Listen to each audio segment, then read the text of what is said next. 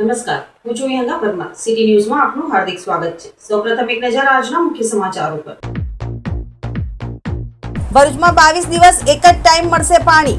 Amleshwar branch canal repairing માટે બંધ. ભરૂચમાં ટ્રિપલ તલાક કેસમાં વર્ષો બાદ પણ ન્યાય નહીં. પાલેજ પોલીસની કામગીરી સામે ગંભીર સવાલો. ભરૂચ શહેરના નાગરિકો માટે મહત્વના સમાચાર સામે આવ્યા છે. અમલેશ્વર બ્રાન્ચ કેનાલને રિપેરિંગ કામગીરી માટે બંધ કરવામાં આવતા આગામી 22 દિવસ સુધી શહેરમાં એક ટાઈમ પાણી વિતરણ કરવામાં આવશે. પ્રાપ્ત માહિતી અનુસાર કેનાલ બંધ રહેવાના કારણે ભરૂચના અંદાજે 2 લાખ જેટલા શહેરીજનોને માતરિયા તળાવમાંથી પીવાનું પાણી પૂરું પાડવામાં આવશે. પાણી પુરવઠા વિભાગ દ્વારા તળાવમાં 22 દિવસ સુધી પૂરતું પાણી સંગ્રહિત કરવામાં આવ્યું હોવાનું જણાવાયું છે. ઉનાળાની કાળઝાળ ગરમી વચ્ચે પાણી પુરવઠો મર્યાદામાં આવતા નાગરિકોને પાણીનો કરકસર ઉપયોગ કરવા અપીલ કરવામાં આવી છે. બીજી તરફ માતરિયા તળાવ હાલ શહેર માટે જીવાદોરી સમાન સાબિત થઈ રહ્યું છે અને પાણીની જરૂરિયાત પૂરી કરવામાં મહત્વની ભૂમિકા ભજવી રહ્યું છે. તંત્ર દ્વારા રિપેરિંગ કામગીરી ઝડપથી પૂર્ણ કરી નિયમિત પાણી પુરવઠો પુનઃ શરૂ કરવાના પ્રયાસો હાથ ધરવામાં આવ્યા છે. ભરૂચ શહેરને અમલેશ્વર બ્રાન્ચ કેનાલમાંથી પાણી મેળવી અને 2 ટાઈમ પૂરું પાડવામાં આવે છે. અત્યારે સરદાર સરોવર નર્મદા નિગમ લિમિટેડ દ્વારા અમલેશ્વર બ્રાન્ચ કેનાલના ઉપરના ભાગમાં મિયાગામ બ્રાન્ચ કેનાલમાં ત્યાં રિપેરિંગની કામગીરી માટે ક્લોઝર આપવાનું હોય નગરપાલિકાએ જે માતરિયા તળાવમાં સંગ્રહિત પાણીનો જથ્થો છે એ પાણીના જથ્થા ઉપર આધાર રાખવો પડે એમ હોય અને જો 2 ટાઈમ પાણી આપવામાં આવે તો પાછળ જતા માતરિયા તળાવમાં પાણીનો જથ્થો ખૂટી જાય, જે ધ્યાને રાખી અને નગરપાલિકા દ્વારા સમગ્ર શહેરની અંદર હાલ 1 ટાઈમ પાણી કરેલ છે. જેના કારણે એ લોકોનું રિપેરિંગ કામ થાય ત્યાં સુધી આપણે શહેરમાં 1 ટાઈમ પણ પાણી આપી શકીએ. કેટલા સમય સુધી 1 ટાઈમ પાણી મળી જશે? અત્યારે આપણે જાહેરનામામાં ડિક્લેર કર્યું છે ત્યાં સુધીની અંદર જે છે એ લોકોનું રિપેરિંગ કામ પૂરું થઈ જશે પછી રાબેતા મુજબ નીકળી. ભરૂચ જિલ્લા પાલેજ પોલીસ મથકે નોંધાયેલા ટ્રિપલ તલાકના ગંભીર કેસમાં 5 વર્ષ બાદ પણ મુખ્ય આરોપીની ધરપકડ ન થતા સમગ્ર પોલીસ તંત્ર સામે ગંભીર સવાલો ઊભા થયા છે. ફરિયાદ મુજબ આરોપી હુસૈન અયુબ દિવાન વર્ષોથી વિદેશમાં રહી કાયદાની પકડથી દૂર રહ્યો છે. પીડિત મહિલાનો આક્ષેપ છે કે છેલ્લા 5 વર્ષથી તે પોલીસ સ્ટેશન, કોર્ટ અને સરકારી કચેરીઓના ધક્કા ખાઈ રહી છે, છતાં આજ સુધી કોઈ અસરકારક કાર્યવાહી કરવામાં આવી નથી. મહિલાએ વધુમાં દાવો કર્યો છે કે આરોપી થોડા મહિના પહેલાં સાઉદી અરેબિયાથી પોતાના વતન ટંકારિયા ખાતે આવ્યો હતો. આ અંગે 10 માર્ચ 2026ના રોજ એસપીને લેખિત રજૂઆત કરી આરોપીની તાત્કાલિક ધરપકડ, પાસપોર્ટ જપ્તી અને લુકઆઉટ સર્ક્યુલર જાહેર કરવાની માંગ કરવામાં આવી હતી. જોકે પાલેજ પોલીસે આરોપી ભારત આવ્યો જ ન હોવાનું જણાવ્યું હતું.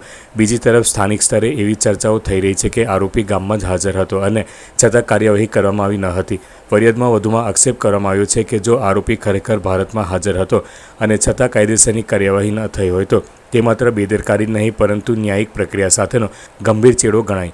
એક તરફ પીડિત મહિલા વર્ષોથી ન્યાય માટે ભટકતી રહે અને બીજી તરફ આરોપી સરળતાથી દેશ છોડીને ફરી વિદેશમાં ભાગી જાય તો પોલીસ તંત્રની કામગીરી સામે પણ ગંભીર પ્રશ્નો ઊભા થાય છે. પીડિત મહિલાએ સમગ્ર મામલે ઉચ્ચ કક્ષાની નિષ્પક્ષ તપાસ, ટંકારિયા અને આસપાસના સીસીટીવી ફૂટેજની ચકાસણી, આરોપીના ભારત પ્રવેશના દસ્તાવેજોની તપાસ, જવાબદાર પોલીસ અધિકારીઓ સામે વિભાગીય કાર્યવાહી તેમજ આરોપી સામે LOC તેમજ ઇમિગ્રેશન એલર્ટ જેવી કાયદેસરની કાર્યવાહી કરવાની માંગ કરી છે.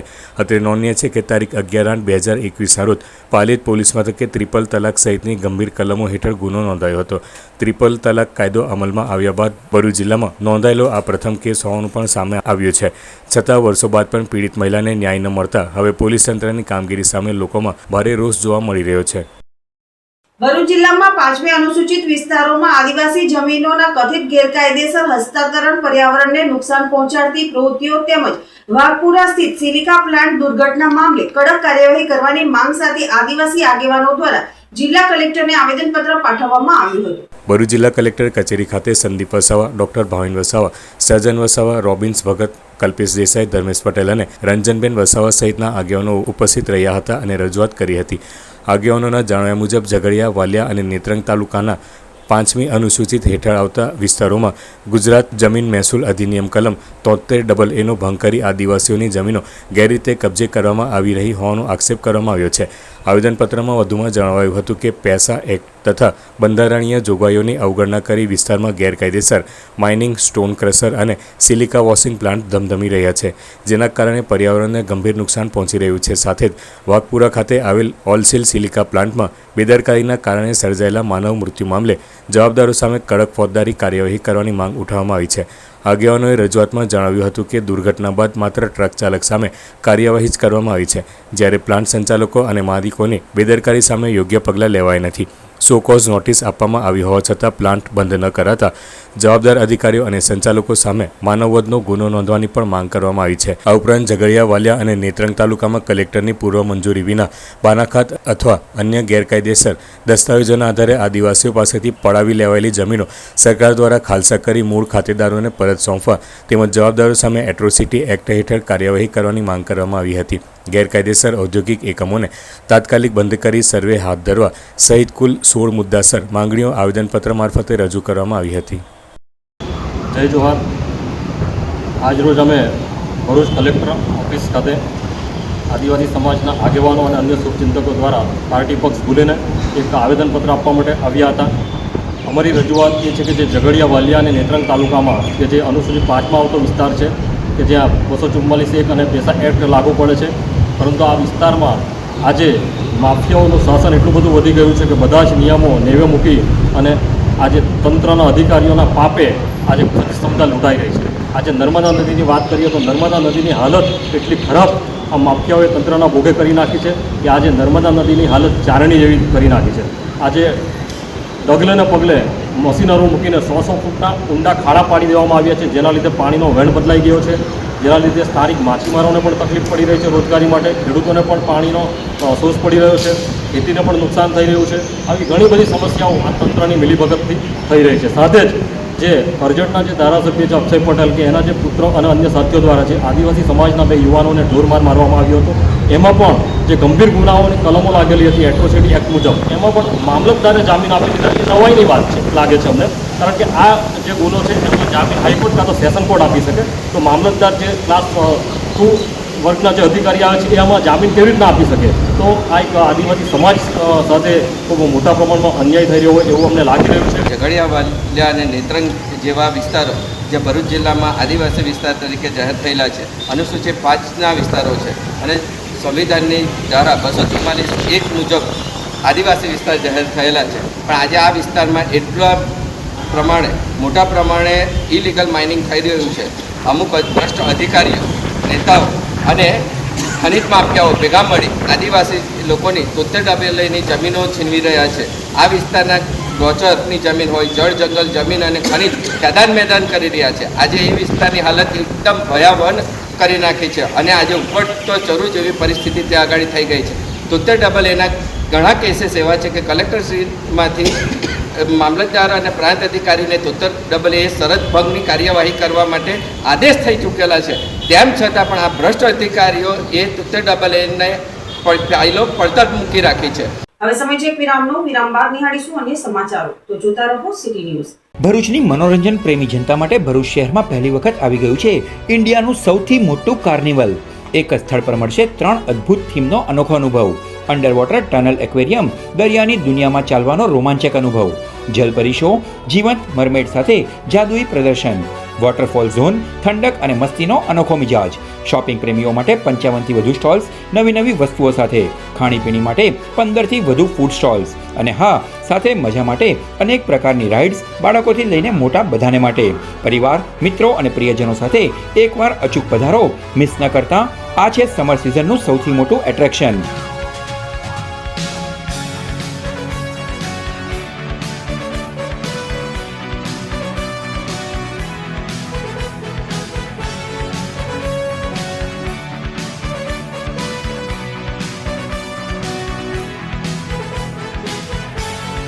સ્થળ Dudhdhara dairy ground, college road, Bharuch. Summer carnival. आपके बच्चे के उज्जवल भविष्य के लिए चुने भरूच के शक्तिनाथ क्षेत्र में स्थित नारायण विद्यालय. प्री प्राइमरी से लेके कक्षा 11 और 12 तक कॉमर्स और साइंस स्ट्रीम्स, गुजराती और इंग्लिश मीडियम में गुणवत्तापूर्ण शिक्षा. बचपन से ही अनुभव आधारित अध्ययन और अनुभवी विश्लेषण स्टाफ द्वारा विशेष देखभाल, बोर्ड परीक्षाओं में हमेशा उत्कृष्ट परिणाम। कई छात्र 100 में से 100 अंक प्राप्त कर A1 ग्रेड हासिल करते हैं और अनेक छात्रों ने बनाए हैं उज्जवल करियर। राज्य स्तर पर भी गर्वपूर्ण उपलब्धियां और अनेक प्रोजेक्ट प्रदर्शन के माध्यम से सर्वांगी विकास। बाल मंदिर से लेके करियर तक एक भरोसेमंद सफर। नारायण विद्यालय भरूच। एडमिशन जारी है, आज ही संपर्क करें। ભરૂચ જિલ્લામાં સીએનજી ગેસના ભાવમાં સતત વધારાના કારણે રિક્ષા ચાલકો અને સામાન્ય મુસાફરો મુશ્કેલીનો સામનો કરી રહ્યા છે, જેના કારણે સ્થાનિક રિક્ષા ચાલકો અને મુસાફરોએ સરકાર પાસે ગેસના ભાવ ઘટાડવા માટે ઉગ્ર માંગ કરી છે। જય ભારત રિક્ષા એસોસિએશનના જિલ્લા પ્રમુખે જણાવ્યું હતું કે ભરૂચ જિલ્લામાં આશરે 22,000 રિક્ષા ચાલકો તેમના પરિવારનું ગુજરાન ચલાવે છે। સીએનજીના સતત વધતા ભાવોને કારણે તેમની આર્થિક પરિસ્થિતિ કથળી છે। તેમણે ઉમેર્યું કે દર 2 મહિને ગેસના ભાવમાં 2 થી 2.5 રૂપિયાનો વધારો કરવામાં આવે છે। ગુજરાત સરકારને અપીલ કરી છે કે રિક્ષા ચાલકોના પરિવારો અને બાળકોના ભણતરને ધ્યાનમાં રાખીને સીએનજી ગેસનો ભાવ અગાઉની જેમ 60 થી 65 રૂપિયા પ્રતિ કિલો કરવામાં આવે। આનાથી 22,000 પરિવારોને મોટી રાહત મળી શકશે। એક સ્થાનિક રિક્ષા ચાલક મકબૂલભાઈએ પોતાની મુશ્કેલી વર્ણવતા જણાવ્યું હતું કે મોટાભાગના રિક્ષા ચાલકો લોન અને હપ્તા પર રિક્ષા લાવ્યા છે। ગેસના ભાવ વધારાના કારણે રિક્ષાના હપ્તા ભરવામાં પણ મુશ્કેલ પડી રહી છે। તેમણે કહ્યું હતું કે જો તેઓ મુસાફરો પાસેથી 5 રૂપિયા વધુ ભાડું માંગે છે તો મુસાફરો ઝઘડો કરવા તૈયાર થઈ જાય છે। આખો દિવસ રિક્ષા ફેરવ્યા પછી પણ હાથમાં કંઈ બચતું નથી। બીજી તરફ રોજિંદા મુસાફરી કરતા મુસાફરે સામાન્ય જનતાની સમસ્યાઓ રજૂ કરી। તેમણે જણાવ્યું કે મધ્યમ અને ગરીબ વર્ગના લોકોની માસિક આવક 9,000 થી 10,000 રૂપિયા હોય છે, તેમાંથી 4 થી 5,000 રૂપિયા માત્ર રોજિંદા આવાગમનના રિક્ષા ભાડામાં જ ખર્ચા જાય તો ઘર ખર્ચ કરવો ચલાવવો મુશ્કેલ બને છે। તમારા સિનિયર સિટીઝનને ગરીબ માણસને તો એવું થાય કે ભાડા વધી જાય, કે રીતના ચાલવા મૂકવાનું। રિક્ષાવાળા એવું કહે છે કે સીએનજીના ભાવ વધે તો અમારા ભાડા વધે, અને અમે રોજગારી 300-400 રૂપિયા કમાવાળા રોજના 50-100 રૂપિયા કેના ખર્ચીએ।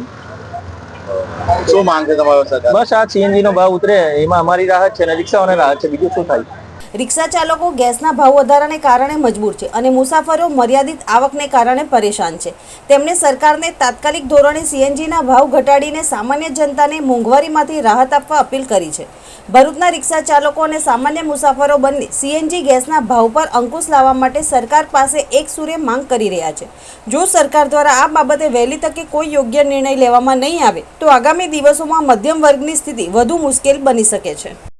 ભરૂચના હાસોડ ખાતે ભાજપની કાર્યશાળા યોજાઈ હતી, જેમાં મોદી સરકારના 12 વર્ષ પૂર્ણ થવા પર યોજાનાર વિવિધ કાર્યક્રમોની ચર્ચા વિચારણા કરવામાં આવી હતી। ભરૂચના હાંસોટ એપીએમસી ખાતે ભારતીય જનતા પાર્ટી દ્વારા કાર્યશાળાનું આયોજન કરવામાં આવ્યું હતું। આ કાર્યક્રમમાં રાજ્યના જળસંપત્તિ મંત્રી ઈશ્વરસિંહ પટેલ ખાસ ઉપસ્થિત રહ્યા હતા।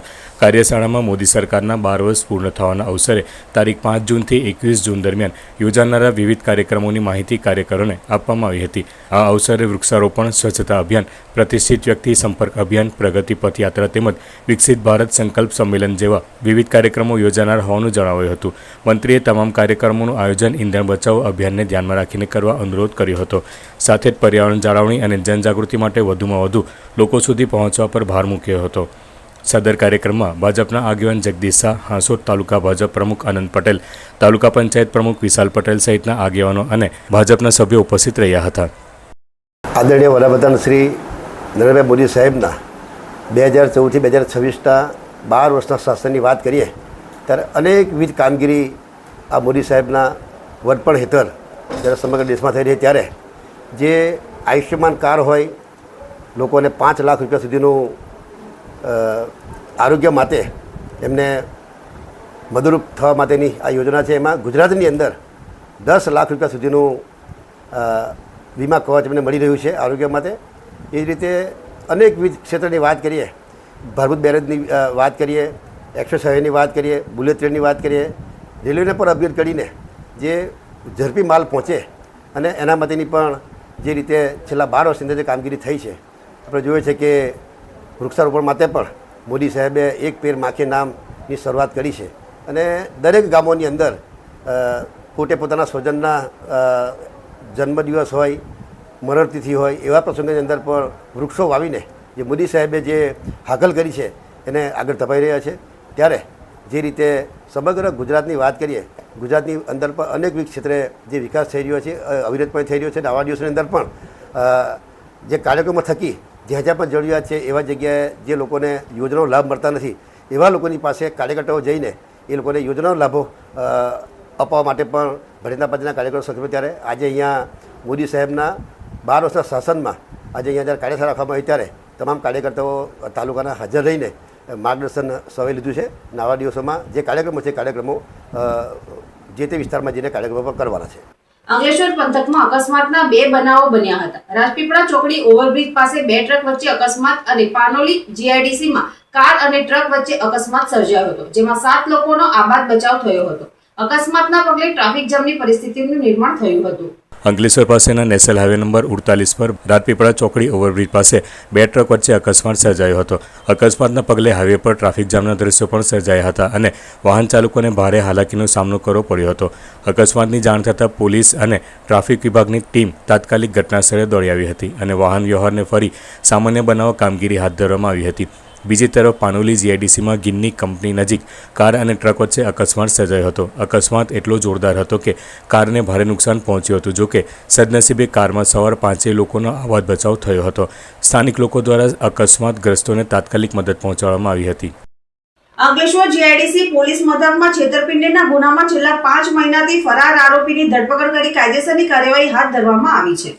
અંકલેશ્વર જીઆઈડીસી પોલીસ મથકના પીઆઈ CF ઠાકોરના માર્ગદર્શન હેઠળ સર્વેલન્સ સ્ટાફની ટીમ દ્વારા હ્યુમન અને ટેકનિકલ ઇન્ટેલિજન્સની મદદ વડે છેતરપિંડીના ગુનામાં છેલ્લા 5 મહિનાથી નાસ્તા ફરતા આરોપીનું પગેરું મેળવી ખેડા જિલ્લાના નડિયાદના બારકોસિયા રોડ ઉપર મેમણ સોસાયટીમાં રહેતો જુનેદ ઇકબાલ વોરાણીની ધરપકડ કરી સાથે એક કાર પણ કબજે લઈ વધુ તપાસ હાથ ધરી છે. જંબુસર તાલુકા પંચાયતના નવનિયુક્ત પ્રમુખ કિરણબેન યાદવ અને ઉપપ્રમુખે શુક્રવારે 29 મેના રોજ વૈદિક મંત્રોચ્ચાર સાથે પોતાનો કાર્યભાર સંભાળ્યો હતો. આ પ્રસંગે તાલુકા પંચાયત કચેરી ખાતે ઉત્સાહભર્યા વાતાવરણમાં પ્રમુખ ઉપપ્રમુખનું ઉષ્માભેર સ્વાગત કરાયું હતું. કાર્યક્રમમાં ભાજપના અગ્રણી હોદ્દેદારો અને મોટી સંખ્યામાં કાર્યકર્તાઓ ઉપસ્થિત રહ્યા હતા. સૌએ નવા પ્રમુખ ઉપપ્રમુખને પુષ્પગુચ્છ અર્પણ કરી શુભકામનાઓ પાઠવી હતી. આ તકે ઉપસ્થિત આગેવાનો અને હોદ્દેદારોએ જંબુસર તાલુકાના સર્વાંગી વિકાસ, જનસુવિધાઓના વિસ્તરણ અને પંચાયતના કાર્યોને વધુ ગતિશીલ બનાવવાનો દ્રઢ સંકલ્પ વ્યક્ત કર્યો હતો. किरणबेन सत्यसिंह यादव तरीके में आज तालुका पंचायत प्रमुख तरीके में आज चार्ज संभाळ्यो છે. તો તાલુકા પંચાયતના સભ્યો, ડીકે સ્વામી ધારાસભ્ય અને જંબુસર તાલુકાના સંગઠનને સાથે લઈને અમે વિકાસ કરીશું. સૌનો સાથ અને સૌનો વિકાસ. ભરૂચના બ્રહ્મકુમારીઝ દ્વારા eco care and disaster management રાષ્ટ્રીય અભિયાનનું ભવ્ય સ્વાગત કરવામાં આવ્યું હતું. Care of nature prepare for disaster theme આધારિત આ રાષ્ટ્રીય અભિયાન 24મી મેથી 12 જૂન 2024 દરમિયાન માઉન્ટ આબુથી નાગપુર સુધીના વિવિધ શહેરોમાં પર્યાવરણ સંરક્ષણ અને આપત્તિ વ્યવસ્થાપનનો સંદેશ પહોંચાડી રહ્યું છે. સાંજે આયોજિત વિશેષ કાર્યક્રમનો શુભારંભ રાજયોગીની બીકે પ્રભાદીદીની સ્નેહભરી ઉપસ્થિતિમાં દીપ પ્રાગટ્ય દ્વારા કરાયો હતો. આ પ્રસંગે માઉન્ટ આબુથી પધારેલ વિંગના મુખ્ય વક્તાઓ બીકે ભારતભૂષણ, બીકે મોહન સિંઘલ, બીકે અસ્મિતા દીદી અને બીકે શ્રીનિવાસનનું ઉષ્માભેર સ્વાગત સન્માન કરાયું હતું. કાર્યક્રમમાં વક્તાઓએ જણાવ્યું હતું કે વધતા પર્યાવરણીય પડકારો વચ્ચે દરેક વ્યક્તિએ પ્રકૃતિ પ્રત્યેની જવાબદારી સમજવી અનિવાર્ય છે. રાજયોગ, મેડિટેશન અને આધ્યાત્મિકતા દ્વારા આંતરિક શક્તિઓ જગાડીને કોઈપણ આપત્તિ કે પડકારજનક પરિસ્થિતિનો સામનો તણાવમુક્ત થઈને સરળતાથી કરી શકાય છે.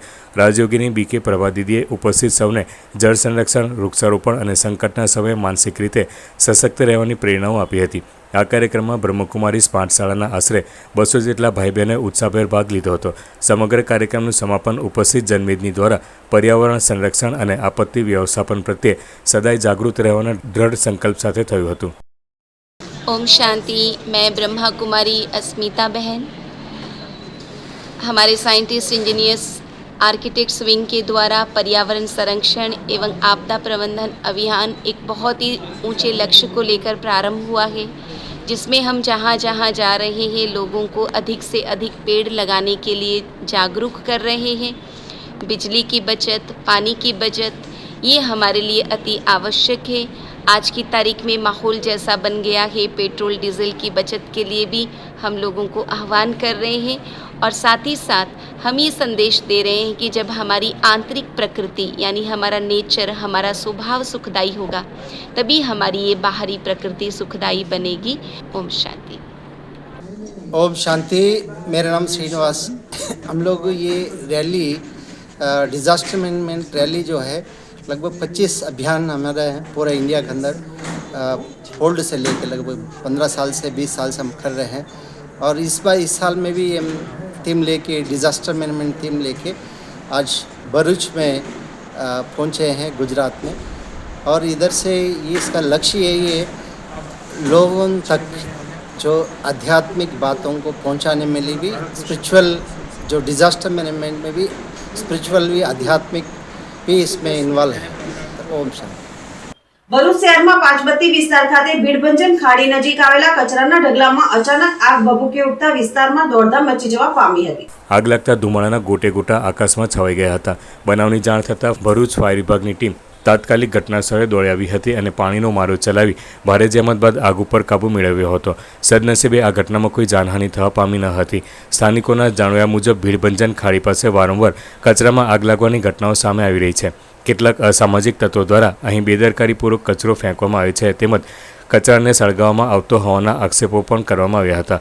વારંવાર સર્જાતી આવી ઘટનાઓને પગલે સ્થાનિકોમાં રોષની લાગણી જોવા મળી હતી. રહેવાસીઓએ તંત્ર સમક્ષ કચરો નાખનારાઓ સામે કડક કાર્યવાહી કરવાની તેમજ સ્થળની નિયમિત સફાઈ અને દેખરેખના વધારાની માંગ ઉઠાવી છે. જંબુસર તાલુકાના કાવી ગામમાં મહિલાનો મૃતદેહ ઝાડીમાંથી મળી આવતા સમગ્ર પંથકમાં ભારે ચકચાર મચી જવા પામી છે. 3 દિવસ અગાઉ પતિ સાથે થયેલા ઝઘડા બાદ ઘરેથી ગુમ થયેલ શીલાબેન રમેશભાઈ રાવલનો મૃતદેહ કાવી અને નહાર ગામ વચ્ચે નર્મદા કેનાલ પાસે આવેલી ઝાડીઓમાંથી મળી આવતા અનેક સવાલો ઊભા થયા છે. મૃતદેહ મળ્યાની વાત વાયુવેગે વિસ્તારમાં ફેલાતા મોટી સંખ્યામાં લોકોના ટોળેટોળા ઘટના સ્થળે ઉમટી પડ્યા હતા. ઘટનાની જાણ થતાં કાવી પોલીસ તાત્કાલિક ઘટના સ્થળે દોડી આવી હતી અને સમગ્ર વિસ્તાર કોર્ડન કરીને તપાસ હાથ ધરી હતી.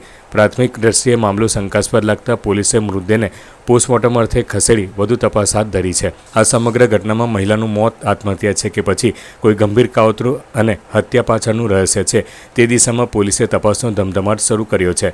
શાંત ગણાતા વિસ્તારમાં બનેલી આ ઘટનાએ લોકોમાં ભય તેમજ રોષનો માહોલ ઊભો કર્યો છે.